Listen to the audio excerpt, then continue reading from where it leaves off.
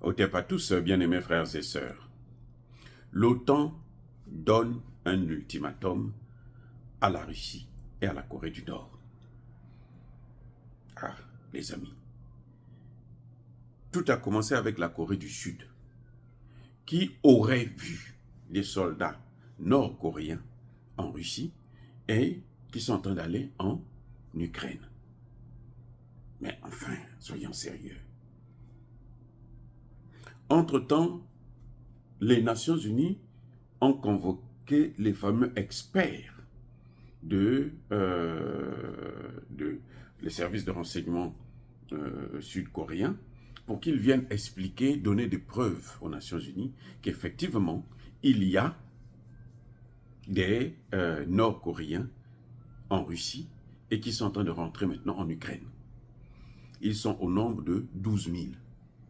La Russie compte 1 million. 1 500 000 militaires actuellement actifs. 1 500 000. Et ils ont besoin de 12 000 Coréens pour gagner la guerre. Mais attendez, on se moque de qui? Donc, quand la Corée du Sud a sorti ça, eh ben, Zelensky a appris ça, il a élevé ça à un très haut niveau, et puis les États-Unis ont confirmé, et puis c'est passé à l'OTAN. L'OTAN se dit non, ça ne doit pas se faire. La Russie n'a pas le droit. La coopération entre la Russie et la Corée du Nord doit s'arrêter. Oui, il ne faut pas que les deux là puissent coopérer. Ils ont voulu faire ça d'abord avec la Chine, mais comme la Chine c'est le plus grand, la Chine a déjà dépassé les États-Unis. Les Chinois disent, vous jouez avec qui? Surtout vous les Européens, là, vous n'avez rien à me dire. Moi, je bloque seulement un seul. Je touche seulement un seul boulon, là. C'est fini, vous êtes tombés, tous, en cascade, y compris les États-Unis. Parce que c'est la Chine qui a acheté la plus grosse dette des États-Unis. Donc, sans les États-Unis, sans la Chine, les États-Unis ne peuvent pas survivre. Ça va être la Pessimboa-Imboakoumang. Eh oui. Non, non, non, non. Vous savez que c'est incroyable. Maintenant, l'OTAN veut se substituer aux États-Unis, à l'ONU. Donc, ils veulent orienter la position de l'ONU. Eux, l'OTAN confirme maintenant que oui, c'est vrai. Nous avons écouté les experts de la Corée du Sud et ce qu'ils ont dit là, c'est la vérité. Ils n'ont aucune preuve, hein. C'est la vérité. Maintenant, pour que quand ça arrive aux Nations Unies, que les Nations Unies aussi puissent croire. Mais ce qu'ils oublient, ce que l'OTAN oublie, hein, c'est qu'ils ont fait ça en Irak, ils ont fait ça en Libye, ils ont fait ça en Afghanistan, ils ont fait ça en Yougoslavie, ils ont fait ça en Syrie, ils ont fait ça en Côte d'Ivoire, les amis. La Côte d'Ivoire est là. Maintenant, eux-mêmes, ils sortent pour dire « Oh, on n'avait pas gagné les élections. Oh. » Mais c'est vous qui avez dit qu'on avait gagné les élections. Non, l'armée française n'est pas intervenue. Aujourd'hui, même l'armée française elle-même reconnaît que c'est nous qui avions fait partir Gbagbo. On a bombardé. Quand Gbagbo a été arrêté et autres, à ce moment, on a demandé à l'armée, aux rebelles de Guillaume Soro et à Alassane Ouattara de terminer le boulot. C'est comme ça que ça s'est passé. Ce n'est pas les rebelles qui ont lancé l'assaut à la présidence. Non. Ils n'ont jamais lancé l'assaut sur la présidence. Ce sont les soldats français. Maintenant, c'est connu. Donc, on nous avait menti. Et ils avaient impliqué les Nations Unies parce que les Nations Unies avaient donné le résultat. Donc, les Nations Unies, c'est des menteurs. Et qui les a amenés dedans? Les États-Unis, la France et l'Union européenne. Mais on connaît tout maintenant. Maintenant, ils veulent créer, on nous dit que la Corée du Nord a envoyé des soldats en Russie. Ah bon? Oh, très bien. Alors, et puis quoi? Et puis quoi? Ce que vous voyez là, c'est parce que la Corée du Nord est en train de sortir de son isolation. Vous comprenez? Donc, ils veulent maintenant mettre encore plus de sanctions. Il y a déjà ça. Ils veulent sanctionner encore plus. Parce que la Corée du Nord est en train de devenir... La Corée du Nord se révèle maintenant être une puissance militaire, capable de rivaliser même avec les États-Unis. Les Nord-Coréens n'ont pas peur des États-Unis. Ils n'ont plus peur des États-Unis. Vous savez, quand on vous tape toujours, tous les jours on vient, on vous tape, on vous tape. Vous allez voir les enfants qui sont battus là. À un moment donné, quand on le tape, ils ne pleurent même plus. Oui. Parce qu'on le tape tellement, pour rien, on ne fait que le taper. Mais à un moment donné, il ne va plus sentir la douleur. Et c'est vous qui allez avoir maintenant mal. Donc, l'OTAN est en train de vouloir créer un autre front. Celui de l'Iran, il n'arrive pas encore à l'éteindre. Le Moyen-Orient est enflammé. Je dis bien, le Moyen-Orient est enflammé. Il n'arrive plus à éteindre le feu. Maintenant, ils vous disent non, nous, on n'avait pas donné notre accord. Mais qui est naïf pour ne pas savoir que non, vous n'avez pas donné votre accord? Vous n'avez même pas donné seulement l'accord, vous avez participé. Parce que tous les experts avaient déjà dit que sans vous là, ça ne peut pas se passer.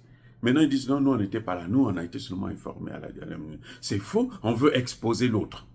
Alors que ce sont eux qui ont poussé l'autre à aller faire ça. Vous voyez, c'est-à-dire que et ils laissent là-bas, ils allument maintenant le feu en Corée. Et c'est sûr que bientôt là, vous allez voir la Corée du Sud, la Corée du Nord se battre encore. Bon, pourquoi la Corée du Nord va s'inquiéter sur le fait que, mais la Corée plutôt, pourquoi la Corée du Sud va s'inquiéter que la Corée du Nord envoie des soldats en Russie et tout machin? Pourquoi la Corée du Sud va s'inquiéter pour ça? Ça l'embête en quoi? Ça l'embête en quoi? Oui, c'est-à-dire qu'il y a de ces choses qu'on ne peut pas, on ne comprend plus avec ces gens-là. Et l'OTAN s'y mêle. L'OTAN veut prendre la place de l'ONU. Ce n'est pas la seule institution, organisation internationale, qui peut autoriser une guerre. C'est le Conseil de sécurité de l'ONU. Maintenant, l'OTAN, ils veulent encore manipuler. On les a vus. Cette fois-ci, les Américains se mettent derrière, ils disent aux Européens, allez-y faire la comédie là-bas, parce que nous, on nous connaît trop, nous, on en a tellement fait. Vous vous souvenez de notre frère, quand c'est comme ça, des bêtises comme ça, on prend toujours un noir, qui venait présenter une poudre aux Nations Unies, au Conseil de sécurité. Le Conseil de sécurité, ah bon, allez-y bombarder. Ils sont allés, ils ont bombardé. Après, ils reviennent, mais nous avons, à l'époque, là, on n'avait pas toute l'information, mais il fallait quand même qu'on fasse la guerre. C'est la même chose qu'ils sont en train de faire avec la Corée. Parce qu'ils se disent, non, on va encore détruire la Corée du Nord. Les efforts qu'ils ont fait là, on va les attaquer. Ou bien, on va mettre les deux pays pour appauvrir aussi la Corée du Sud. Parce que la Corée du Sud, là, si elle rentre en guerre encore, là, tous les efforts qu'elle a fait là, ils vont tomber. En Afrique, ils ont mis le feu. Dans le Sahel, ils ont mis le feu. En Libye, en Côte d'Ivoire, je venais de vous parler déjà, en RDC. Ils sont en train de mettre le feu. Mais comment on peut vivre avec des gens qui passent tout leur temps à vous créer des foyers de tension, à vous manipuler, à vous détruire? Il y a un problème. Mark Rutte, là, il était Premier ministre, qu'est-ce qu'il a fait de bon pour développer son pays? Les Pays-Bas, je crois. Il a fait quoi de bon? Vous avez vu les Pays-Bas, là, c'est un pays avancé, où il n'y a que, dans ces pays-là, la seule chose qu'ils savent maintenant faire, là, c'est l'immigration. Oh, il y a trop d'immigrés. Oh, les immigrés, les Noirs sont en train de nous envahir. Et les Noirs sont en train de vous... Mais vous n'avez encore rien vu. Vous n'avez encore rien vu. Maintenant, quand les Noirs disent, bon, nous, on ne veut plus de vous aussi chez nous, ce sont eux les premiers à pleurer. Non, ça suffit, ça suffit.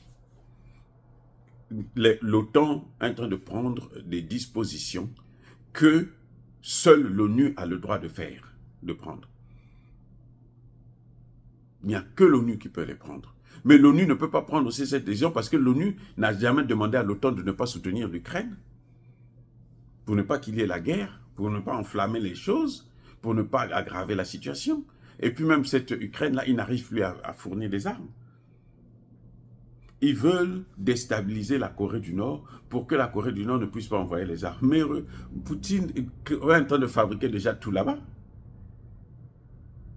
Il a une économie de guerre. Il a une industrie de guerre. C'est-à-dire que ce que Poutine fabrique en une journée, c'est ce que les Européens fabriquent en 1 mois, 2 mois, 3 mois. Lui, il fait ça en une journée. Eh oui, c'est ça la réalité. Donc même si on arrête aujourd'hui la Corée du Nord, ben, il n'y aura rien. Vous voyez comme ils ont voulu faire avec l'Iran.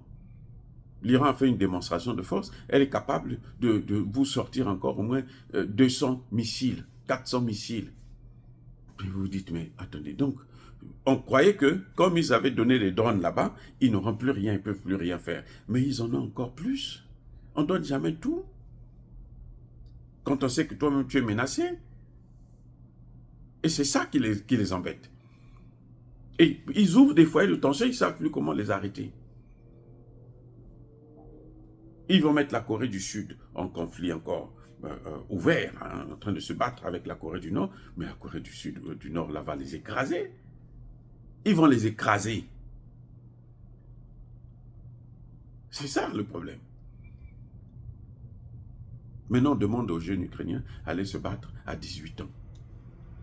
Les gens qui sont habitués à vivre. Il dit, vous savez ce qu'ils disent sur LCI, ils disent, mais les Anglais, ils avaient mis ça, ils avaient imposé l'âge à 19 ans, et puis tout le monde partait. Non, ils avaient imposé. Maintenant, il y a la démocratie, non. Imposer ça. Zelensky n'a qu'à imposer. On va voir ce qui va lui arriver. Eh bien, c'est ça. Les amis, soyez bénis, abondamment bénis par le Dieu des Kémites et par nos ancêtres angélisés. Mais que tous ceux qui persécutent le continent africain le pillent et le déstabilisent, qu'ils soient noirs, blancs, chinois, arabes, juifs, indiens ou qui qu'ils soient punis, maudits, foudroyés, neutralisés, écrasés, effacés par le Dieu des Kémites et par nos ancêtres angélisés. Vive l'Afrique éternelle, j'ai dit et j'assume.